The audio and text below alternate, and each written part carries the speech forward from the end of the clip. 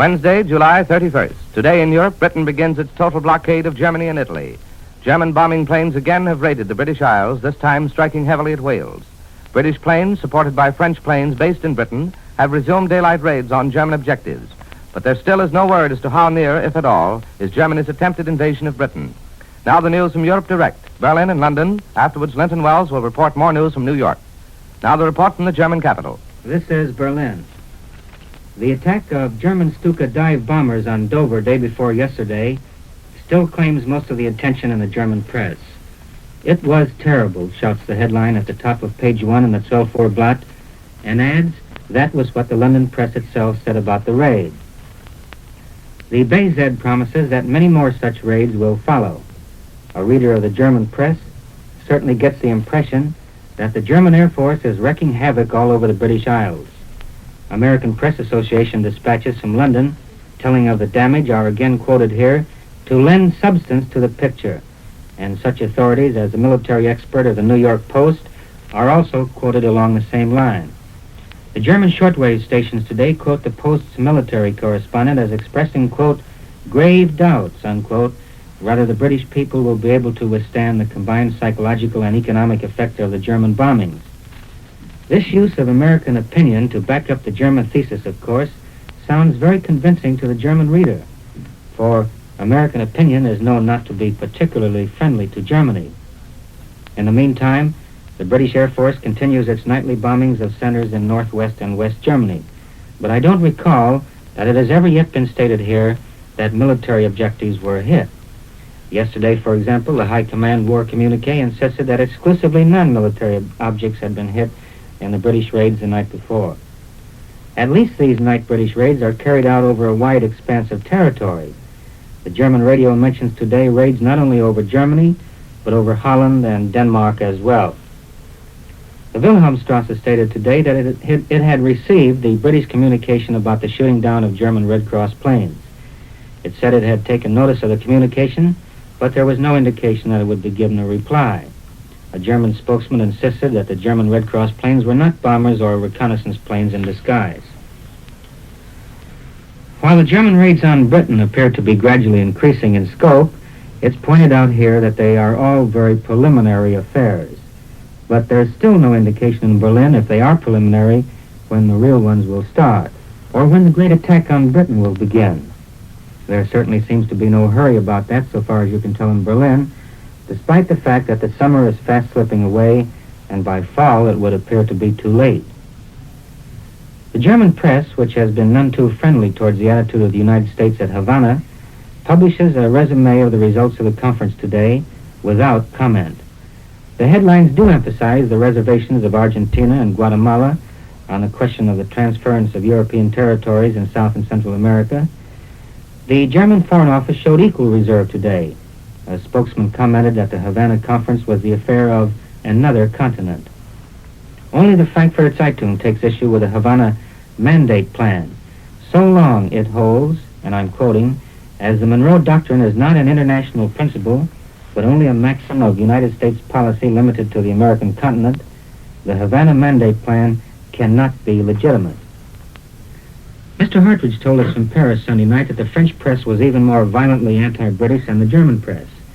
These French papers are continually quoted here, and their articles make strange reading, mainly, I suppose, because they are now outdoing the Germans and blaming Britain for the war.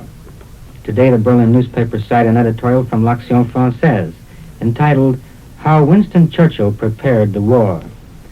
You'll get the impression from the French press now that France had nothing at all to do with the matter. An interview given by Henry Ford on his 77th birthday expressing the hope that America will stay out of the war is being rebroadcast by the German shortwave stations. This is William L. Shirer in Berlin, returning out of Columbia, New York. This is New York, and here's the latest news from the Balkans. In Bucharest, Foreign Minister Manolescu has announced that Romania's peace and economic stability have been guaranteed by Germany and Italy. And newsmen interpret this to mean complete adherence of Romania to the Axis powers. It also is taken to mean that the Axis will guarantee the integrity of Romania after Romania settles the territorial claims of Hungary and Bulgaria. There are indications in Bucharest that these claims are to be settled at an early date. Now the news from the British capital, reported by Eric Severide. Go ahead, London. This is London. Britain this morning had its answer from Tokyo on the British protest against the arrest of her subjects out there. It was at least an indirect answer. A Foreign Office official in Tokyo denied that his government had received such a protest, and that in any case such a protest would not be considered. Furthermore, he said the number of arrested persons is increasing, although 2 Britishers have been released. Britain now waits for the next move from Whitehall. There is no longer any attempt to hide the fact that the Far East situation is one of extreme danger.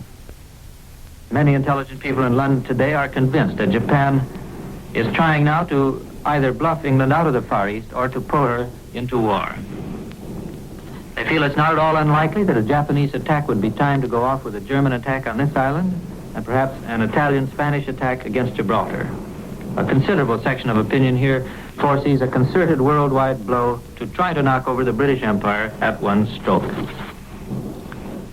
This morning, the London press prints on its front pages yesterday's report from Edwin Hartridge, Columbia correspondent, who announced from France that masses of German troops are moving toward the Channel. The report is printed without comment. There is little discussion here anymore about whether the attack is coming or is not coming. Britain is simply waiting with its finger on the trigger. The air raids last night did not amount to very much. 9 bombs fell in one Welsh town without causing casualties. 1 small village was hit, and other explosives landed on a mountainside. The press here supports the proposition of the American Committee for Aid to Britain that overage American destroyers ought to be sold to this country. The News Chronicle this morning says, "Our urgent need of destroyers is no secret. We are building at a great pace, but we have suffered severe losses. A large part of the French destroyer fleet is no longer at our service. We need many more of these vessels to ensure the safety of our coasts and our shipping. Americans are naturally loath to part with ships, but America will never be in jeopardy as long as Britain stands and the British Navy controls the seas around Europe." End of quotation. The Admiralty is reported to be taking secret measures now to deal with Germany's E-boats, her fast new motor torpedo boats who operated against the British with more than a little success at Dunkirk. These small boats, which ride low in the water and carry torpedoes as well as 1 1/2-inch guns, are particularly useful at night. They have been carefully studied by the Admiralty, and countermeasures are now believed to be ready. Several outstanding British surgeons think that chest armor can be devised for troops, which will greatly reduce the number of casualties from bomb and shell splinters. The Prime Minister himself is personally interested, and research to devise light armor will probably soon begin. Sir John Anderson, the Minister of Home Security, broadcast last night and warned the people of Britain not to forget about their gas masks. He advised them to practice wearing it a few minutes each day to become accustomed to it. It's possible, he said, that liquid gas may be sprayed from the air. So remember to keep under cover during air raids. From Kenya, it's reported that the Battle of Moyale has apparently reopened. The communique last night said, "Today our ground forces made contact with strong enemy forces in the Moyale area. Details are awaited today." Moyale was taken on July 14 by a heavy Italian force, while 200 men of the King's African Rifles withdrew in the night. Meanwhile, it's reported from South Africa that a strong new force of South African troops has reached British East Africa, and more are on the way. The communique that's just come in from Cairo says, in Italian East Africa, an ammunition dump and other military objectives at Massawa were attacked by RAF bombers, and in spite of heavy anti-aircraft gunfire and adverse weather conditions, the raid was pressed home successfully. End of quotation. This is London, returning you now to CBS, New York. Such is the news direct from Europe. You have heard from our correspondents in Berlin and London. Now in our New York studios is Linton Wells with news of other points and an analysis of events. Mr. Wells. As Hitler appears to have at least temporarily averted an explosion in the Balkan powder magazine, there would seem to be little reason for the Nazis to postpone longer their concentrated attack against the British Isles, which William Shire hinted from Berlin this morning is in the offing.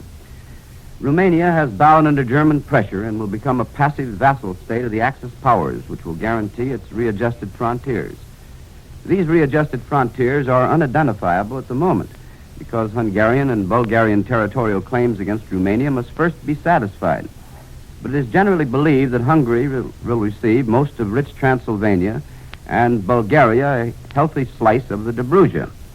This will reduce the size of Romania considerably and perhaps cause her to lose her entire coastal area along the Black Sea, with no access to it except along the Danube. Moreover, Foreign Minister Manolescu announced in Bucharest last night that there would probably be an exchange of populations between the three countries. In other words, Hungary, Bulgaria, and Romania will each transfer their nationals from one flag to another, so as to avoid further minority incidents which might breed trouble for the Axis powers. There seems to be some justification for believing that Soviet Russia is considering undertaking an extension of her power into the Balkans. There are indications that the Bolsheviks are not quite satisfied with what they gained by grabbing Bessarabia and Bukovina from the Romanians and are preparing to extend their frontiers southward and westward into Romania, despite Hitler's thinly veiled warnings to his Kremlin partner Stalin to maintain the status quo. In this connection, Foreign Minister Manolescu said last night that Romania had suffered a blow at Russia's hands at a moment when she was unprepared, but that Romania knows how to defend herself and will do so if necessary. However, many observers believe that Russia will be persuaded not to do anything which will disturb the Balkan situation from now on. In other words, that Berlin is expected to prevail upon Moscow to sit tight for the present, at least until a concentrated effort against Britain is undertaken. In this connection, as Eric Seberide indicated from London this morning, there is a growing belief that Spain will cast her lot with Germany and Italy and simultaneously move against Gibraltar, around which there is reported to be increased concentration of Spain's military might, augmented by German and Italian men in arms. Spain, it is said in some quarters, will use the newly extended British blockade as an excuse to justify her move against England. Out in the Far East, the Japanese seem to be getting tougher. Despite Japanese evasion of a British protest, as Eric Seberide reported from London a few minutes ago, the Japanese Foreign Office spokesman said today that not only will Japan refuse even to consider any British protest against the recent arrest of British subjects in connection with an alleged spy plot, but that he had reason to believe that arrests of British residents in Japan were still in progress. The spokesman also hinted that the arrest of other foreigners were imminent, among which are some 800 people who are now teaching in the universities and schools of Japan.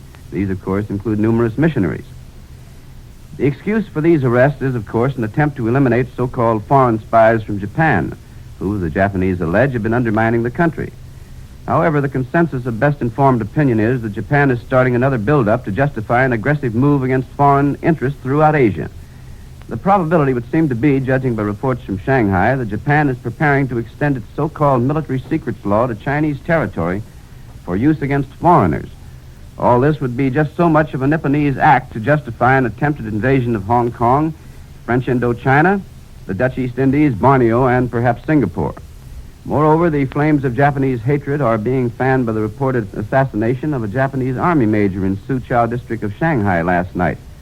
The district is outside the Japanese-controlled area of Shanghai, and there are indications that Japan will demand the right to search the area for the alleged assassins and possibly control it and other sections of Shanghai where the Nipponese assert terrorists are operating against them.